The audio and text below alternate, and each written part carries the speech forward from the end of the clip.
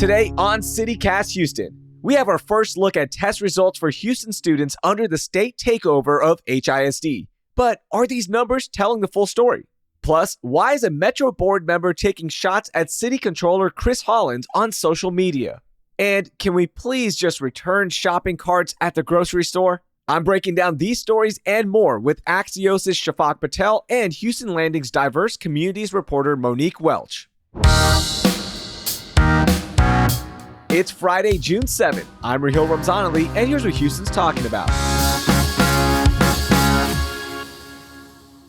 Monique, Shafaq, good morning. It is Friday. Welcome in. How's everybody doing? Good. I'm glad that Friday's here, to say the least. Likewise. So happy.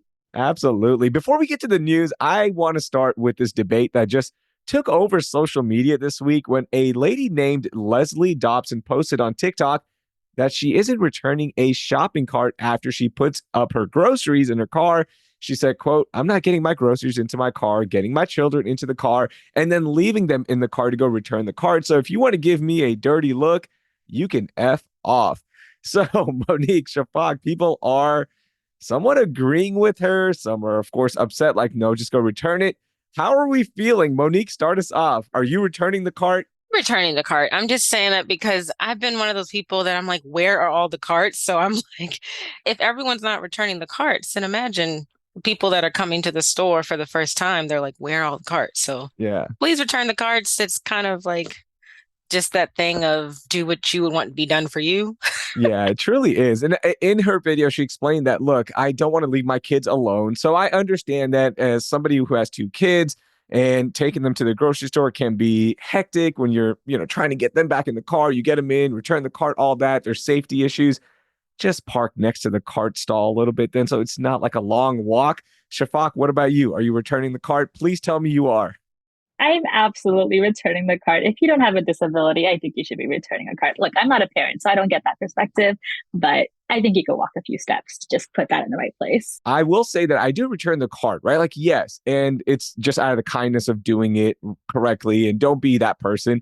But also, I don't want to end up on social media as somebody who's not returning the cart and getting publicly shamed. I'm afraid of that. So there's that angle as well.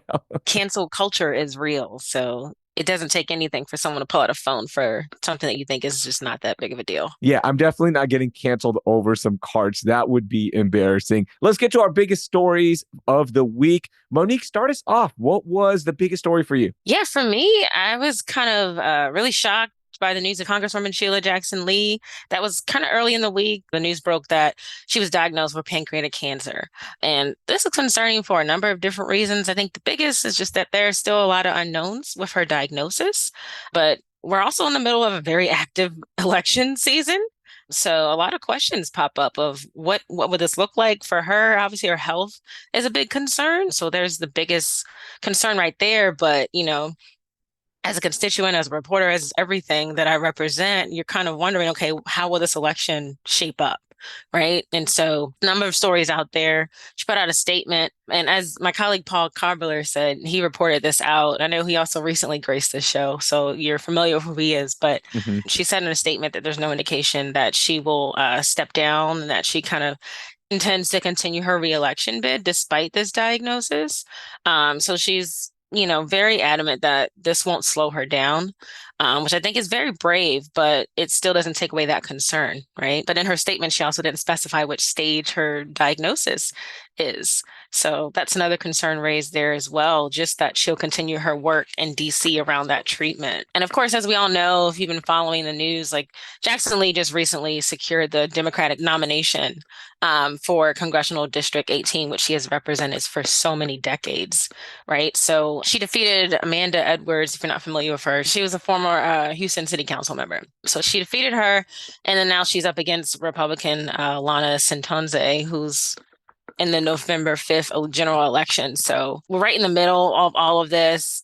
Paul, actually, my colleague, really eloquently broke down the kind of procedure and what this could shape up if she decides to step down, if she decides to continue, what all these different variables and what those mean.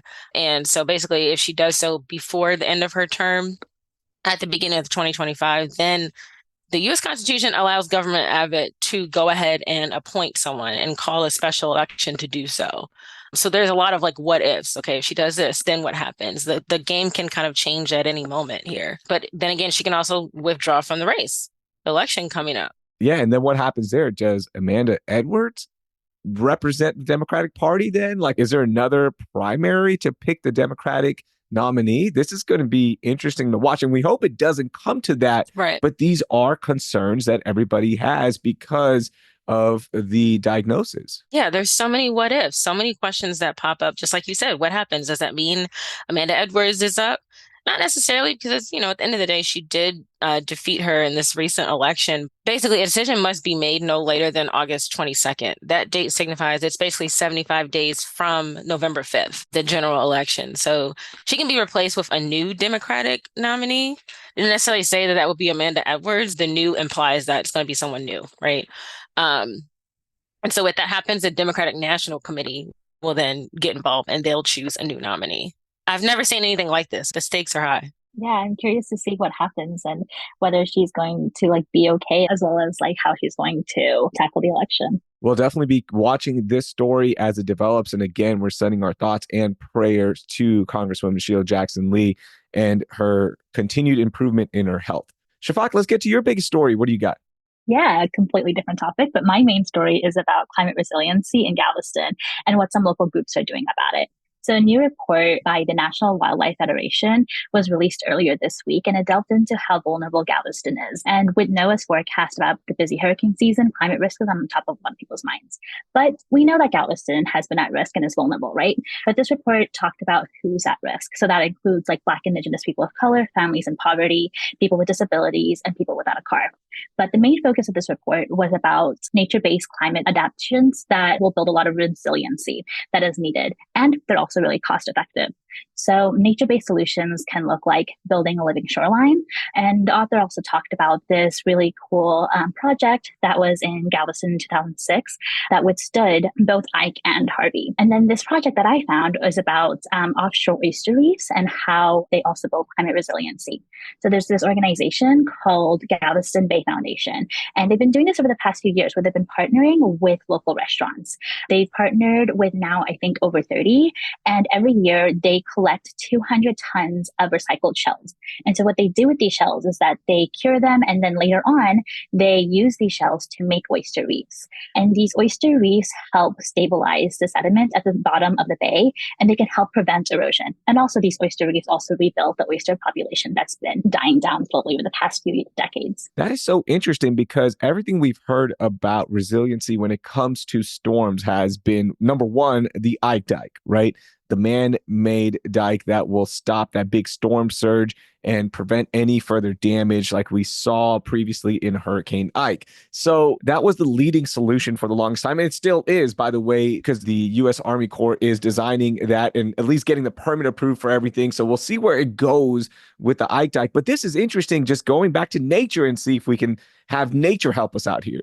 Yeah, absolutely. So when I talked to the author of the report, she was clear to say that they're not fighting with Ike Dike. They're not saying Ike Dike is not a worthy solution to this. But she did mention how it's very expensive. It's $57 billion, right? And that's the most recent estimate. And they just got funding. And it's been, not a ton of funding so far. And so there are a lot of solutions that are much more affordable that could be implemented right now as well.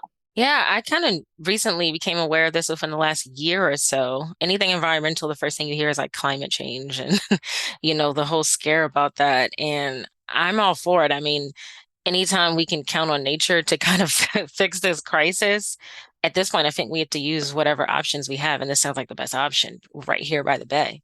All right, ladies, I'm going to get to my biggest story of the week, and we have a political beef. And this time it's between Houston Controller Chris Hollins and former Republican county judge candidate and now Public Transportation Board member Alex Mueller. The two went back and forth after Mueller, quote, tweeted a video from city council meetings on Wednesday where Hollins said he wouldn't certify the proposed $1.3 billion firefighters deal because his office received it just 2 days before the meeting and hadn't had time to really dig into every single detail of the settlement.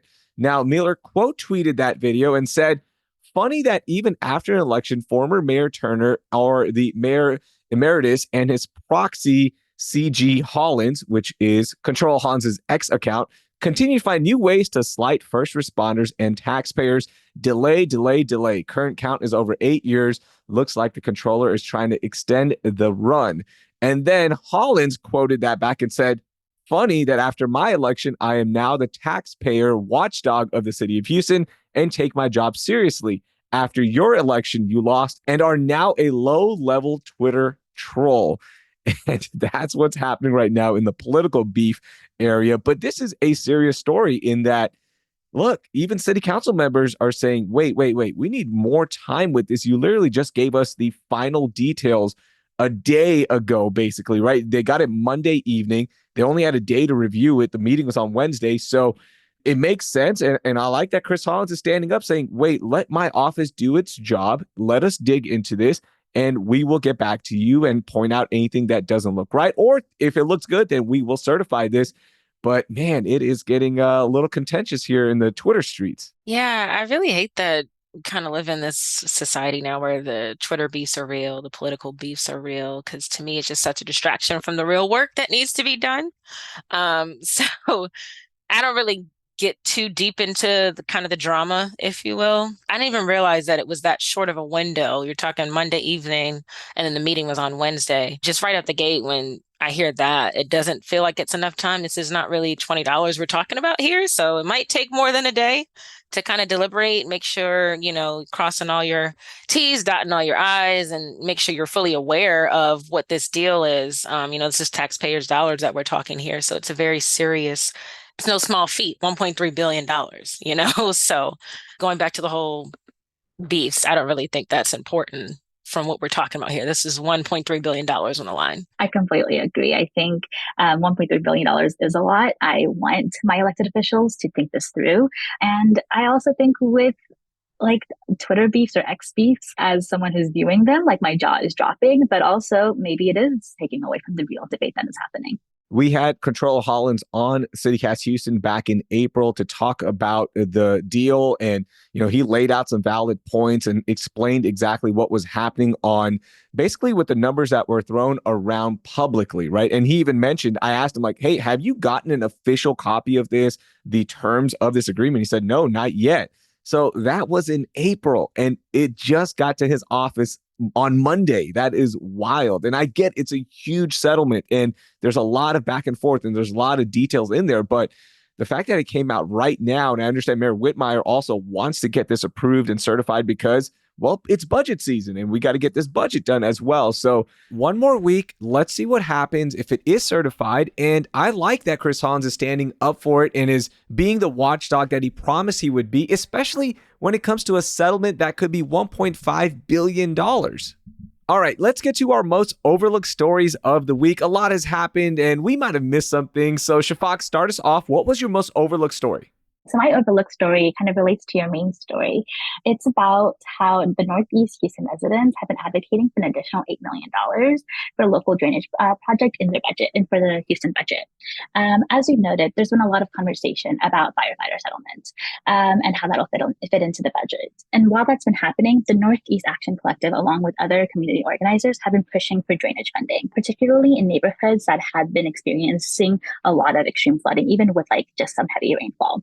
So they were originally wanting additional $20 million, but they worked with District B Council Member Tarsha Jackson to add an amendment for an $8 million. So they were successful in getting an amendment, and now next week we're going to be seeing if the council members vote on it. Yeah, Shafaq, I'm glad you brought that story up because that is something that, look, it really is impacting communities. It's impacting citizens right now. And the fact that they were able to get that amendment in is huge. Any chatter on if everything will get approved and that money will get to the communities? Yes. So earlier this week, there was a rally to kind of convince more people to call their council members to get them to vote yes on it. So we have Tarsha Jackson, and there are a couple other council members that have voiced their support, but it's still very up in the air of whether or not they're going to approve because a lot of other council members have their own agendas and what they want to push for the budget this year. Yep, it is budget season, and we'll see how this one goes when budget talks get going, and we'll see how people vote for this one from City Council. So an interesting story for sure.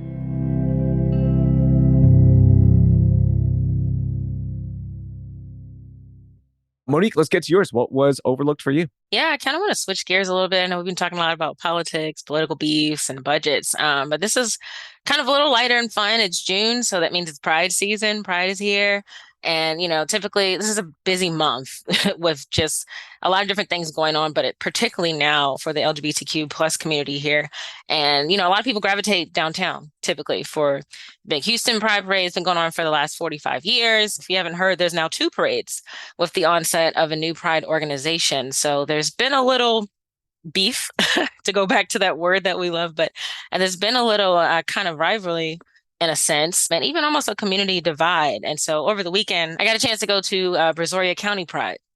And it was really refreshing to kind of just see the overall family vibe. And I was really impressed. But I put this in my pick for most overlooked because not a lot of people are kind of aware of the developing Pride celebrations that are expanding beyond the city of Houston limits and kind of outside of the loop in these suburban areas. We have Brazoria County. This is our second year, but they started last year. A lot of people still aren't aware of them because the word's still getting out. Last year, we also saw the onset of Katy, a Pride celebration and festival out there. And this year we have Fort Bend starting up in just 2 months. So there's kind of this big Pride renaissance going on right now that we're seeing in the greater Houston region. And I don't think it's talked about enough, just kind of this evolution that we're seeing. This one, I was reading your story that you wrote, of course, in Houston Landing, and the Brazoria Pride Committee, it actually started back in 2020 under the unofficial name of Brazoria County Pride for Youth. And then it kind of stalled out because of, COVID-19. So what made them respark this and get a bigger movement and festival going? Yeah, I mean, for them, they've always felt like the community, the county needed this. So it was just a matter of time. What's the right time? They got a pretty nice grant from Dow Chemical. And so it actually started by some employees who worked there. They found out about this grant. It was kind of, we're in 2020. So you think about the movement and what we were going through at that time, the whole George Floyd movement. There were a bunch of companies that were like, okay, we need to devote more time, dollars to diversity, equity, and inclusion, right? So this is the time frame that we're in. And a couple of employees that were already a part of this employee research group, the LGBTQ plus employee research group, they were like, hey, well, why don't we apply and see if we get it? They got it, kind of stowed that money away, and then the pandemic happened. So like, okay, really not the time. No one can gather anyway, but we still know this is needed. Once the pandemic started to stall a little bit, they were like, well, let's still start small, thinking like, hey, we want to burn all this money right off the gate. We want to kind of save it, pocket it, get our name out there, right? Get some momentum, start telling people that this is coming and start gathering groups and families really as a support group. Because we talked about the pandemic, but as we're moving and easing out of the pandemic into the 2021, 2022 timeframe, where we start to see people are starting to get a little more relaxed, but then we have this heavy wave of legislation and anti-trans, anti-LGBTQ plus legislation of record-breaking year, particularly in Texas, but all across the country. So then you have that, and they're like, okay, the time is really now. We need to do this and provide this support for these families, because in the article I quoted the Trevor Project, there was a study that showed that youth are at an increasing alarming rate of suicide, anxiety, and depression. And a lot of it is tracked to these bills. Not all of them were passed, of course, as we know, but there was a sweeping number that were introduced, and just the mere introduction of them could cause a lot of distress for LGBTQ plus youth. And so now they're like, okay, we have to do this. Started small with little small picnics and coffee groups until they can get the word out more and more and more. And then finally, last year, it all formalized. That is awesome. And the second annual one, as you reported on, was really cool to see the pictures. It was so cool to see the community out there. And I know visibility is huge for them. I do want to ask you, were there any demonstrations on people who were anti-Pride Festival or anti-LGBTQ plus, anything like that at the festival? That's a great question, because I learned that last year there was. In their very first year, you got to think about a very historic moment in a county that was really once known to be a really rural, really conservative area. Having something like this is a big deal. It's not as accepting, as inclusive and easy as it may be in the city of Houston, where it's pretty much known. Montrose, the legacy of that neighborhood, it may be much more difficult in a place like Brazoria County. And so again, this is 2023, still on the heels of that legislation. There were protesters last year, but this year, no. No one showed up. It was literally just very calm. I was actually surprised when they told me that. I was like, wow, like that happened. But because that happened, it prepared them for this year. They were able to make some changes and implement more safety measures. And I think they had way more volunteers than they had last year. So with that, they were able to kind of spread the wealth around this huge park so that as soon as attendees entered parking lot, there were people there to greet them and make them feel welcome. So they knew they were surrounded by love rather than hate. That's awesome to hear. Such a cool story, and we've linked that in our show notes. All right, I'm going to get to my most overlooked story. And according to preliminary numbers from HISD leaders, Houston ISD high school students showed growth on the state's leading standardized test, which is the STAR test, in the first year of the polarizing state takeover of the district. The Texas Education Agency will not finalize the results of the test, which again is known as the STAR test, also State of the Texas Assessments of Academic Readiness. However, Superintendent Mike Miles said the numbers are pretty solid because state officials have given them a first round of vetting. The early numbers show that students scoring at or above grade level rose between 3 and 5 percentage points in Algebra 1 and also in English 1 and 2. Now, this is going to be a story we're going to be monitoring, but the big takeaway from the story that I want to bring up in the Houston Landing story, which was written by Asher Lara Small, who is a friend of the show, was this little nugget from Mike Miles. Miles hinted that strong test score growth may put HISD on track to begin transitioning power back to Democratic control 2 years from now. The timeline of when Mike Miles will be removed and the community basically gets control back of HISD, we've never heard a solid timeline. We've heard numbers of it could be 3 years, it could be 5 years, but now this is the first time where there could be some light at the end of the tunnel. 2 more years of solid growth, and we could get Democratic control back. Thoughts on this story?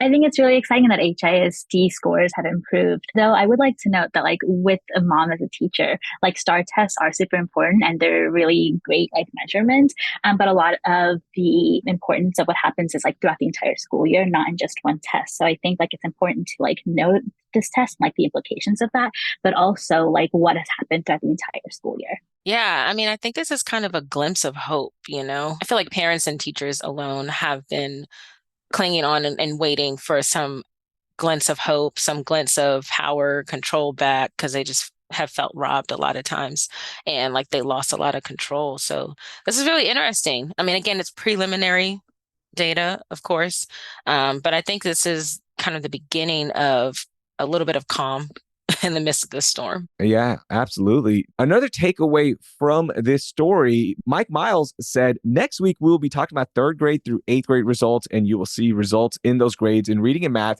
That's probably the highest growth of any urban district in the history of Texas. And again, these are preliminary numbers, and a lot of community experts, teachers are weighing in on this online right now and are saying, hey, is there cherry picking going on, right, with these numbers? Let's see the full numbers before we can celebrate this big success of the first year of the state takeover. So as these numbers are released and the official numbers are out, we'll have a bigger picture. But just preliminary numbers are showing that there have been improvements in HISD under the state takeover. Yeah, so they're preliminary numbers, so we obviously can't get too married to that until we kind of get a deeper understanding and a full scope and look of, how this really has played out. But I think we all can kind of attest and go back to our school days of like just standardized testing. The STAR test is a big deal here, but you also have to think about the many different factors that go into testing and a reason why a student may perform better or may perform worse in different situations, because there are a lot of factors that contribute to those numbers. For sure. And one last thing that I was thinking about, like, so the state appointed superintendent got the numbers a little bit earlier because the numbers were looking good. So they could, put out this like positive story, because as soon as I saw these numbers hit, I was frantically searching for Fort Bend, where my oldest daughter goes to school. And I'm like, oh, wait, are her results out? What are the Fort Bend numbers looking like? And nothing right now. And maybe they just haven't written a story about it, and they being news reporters or education reporters across the city, because it's not as intriguing about Fort Bend's numbers because of what's happening at HISD. But that was also something that I was like, the state released the numbers to the guy who was put in place by the state. funny how that works. Yeah, I think all eyes are going to be on what the report actually says in a few days or whenever it's released. Yeah, we can't wait for that report. All right, let's get to our moment of joy. Monique, start us off. What made you happy this week? Yeah, a couple of different things. Like just going back to what I said earlier about just the time and the season that we're in. It's June. That means a lot of eventful things are happening right now. Pride season is a big one, but for me, Juneteenth is coming up. So nothing really happened, but it's something to look forward to. In a sense, Juneteenth is one of those holidays that is kind of quickly becoming one of my favorites to celebrate in the Houston area just because it's Houston. And, we're right here. We have the birthplace of Juneteenth in our backyards with such close proximity to Galveston. So there's so many different events. My husband teases me all the time because I can kind of easily get really FOMO and feel like I have to go to everything, but I'm starting to realize that I can't. But I think that's a good sign that there are more and more events, and it shows just kind of the growth of the celebrations here where you can't be everywhere because there's just too much happening here. So are you planning on going to Galveston, or what events are you looking forward to? I went last year to Galveston, so I feel like I finally checked that off of my bucket list. That's like you can't celebrate Juneteenth and you haven't gone to Galveston yet. It's like you might as well just sit down, right? But now I'm probably going to check out some more Houston local stuff. There's a lot of new things popping up. And really, some of the celebrations have already started, like from this week, this weekend, next week, Juneteenth, the actual day. So I'm just glad that I get the holiday off because not everyone does at work. So I'll probably split between some weekend events and maybe something on actual June 19th. I love that. And we have some Juneteenth events highlighted in our June guide, which is linked in our show notes. So definitely listen to that episode if you want some ideas of what to do, where to celebrate leading up to Juneteenth and on Juneteenth as well. Shafaq, how about you? What was your moment of joy?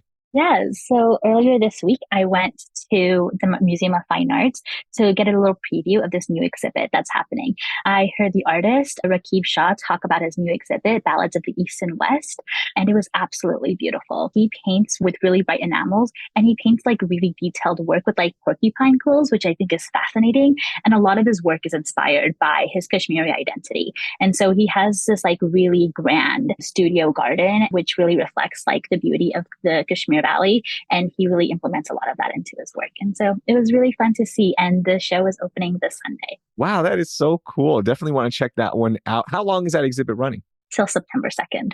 All right, so another thing to check out around the city of Houston, and love that we're getting more unique and diverse artists at the Museum of Fine Arts, Houston. All right, my moment of joy: in a past life, I worked in sports radio and would cover the daily beats for all the Houston teams, the Rockets, the Texans, the Astros. And one of the players I covered was Chase Budinger when he played for the Houston Rockets. And the reason I'm bringing up a random Rockets player from the 2010s is because Chase stopped playing basketball in 2017, retired, and recently went back to volleyball, a sport he played growing up and was actually an All-American in. So Chase and his partner Miles Evans qualified for the Olympics, and they will be representing Team USA in beach volleyball. Chase was one of the nicest players I ever covered in my years of sports reporting. He was always gracious with his time. And I even remember during one of the Olympics when he was on the Rockets, he was talking about volleyball with us and kind of pointing out the nuances of the sport. And this was when beach volleyball wasn't as popular. So he was like, man, that would be so cool to play in the Olympics. Like, he actually said that. And here he is now in 2024 representing Team USA at the Olympics in beach volleyball. So I just want to bring that up. And so cool to see people redefine who they are and chase another avenue of greatness in the sports world. That is such a fun story. I'm so excited to see how it plays out. That's so incredible when you think about, I'm speaking on this because I'm not really sure how old Chase is now, but he's no longer in the NBA. So I don't think he's quite a spring chicken anymore, but just to think about going back, and then also not just going back for recreation or for fun, but for the Olympics. That's unheard of. That's insane. Yeah. Kudos to him. Yeah. Kudos to him. Good luck to him and his partner. And here's to him bringing home the gold for Team USA. Monique, Shafaq, thank you so much. That was a lot of fun, and we'll talk to you down the road. Thank you. Thanks so much. That was Shafaq Patel with Axios and Monique Welch, who covers diverse communities for the Houston Landing. You can read all the stories we discuss with the links in our show notes.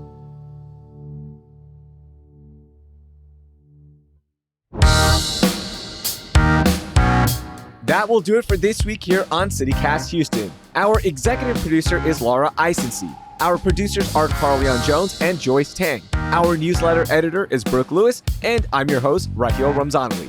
Our music is by the band All the Kimonos. We'll be back on Monday for 610 Day as we celebrate and look at the future of Loop 610. Thank you for listening, and I hope you learned something new. We'll get it going. Sorry about the delays, but hey, it's technology. It happens.